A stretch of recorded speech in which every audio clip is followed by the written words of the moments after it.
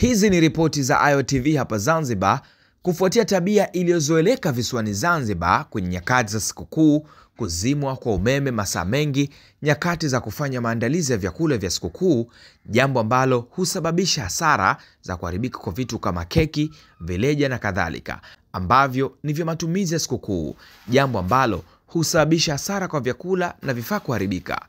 Mwakilishi wa jimbo la Tunguu Zanzibar, Mheshimiwa Msimai Said, amechangia kwenye Baraza la Wakilishi Zanzibar katika kikao cha 10 mkutano 20 kwenye Baraza la Wakilishi Zanzibar, ambapo amewataka shirika la umeme Zanzibar ZECO kwenda na muda kuhudumu kisasa kwa kufahamu wapi umeme umekatika na sio kutambua kwa kuanza kupiga simu na kuuliza, akitolea mfano kituo cha Ubungo ambacho chenye mifumo ya kisasa ya utambuzi na kujua ni wapi umeme umekatika.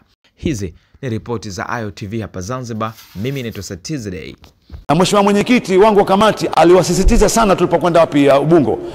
Kamati yetu itapenda kuona kwamba ZECO wanakwenda na muda.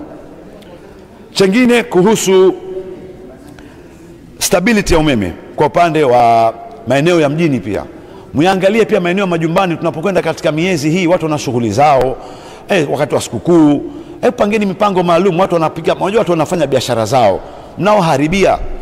Mtu kishapika huko vyakula vyake vya keki, anakwenda kuuza, unakuta usiku keki kwenye oven, mambo yanaharibika, umeme unakatika. Hebu jipangeni ili wananchi wafaidike katika kipindi hichi.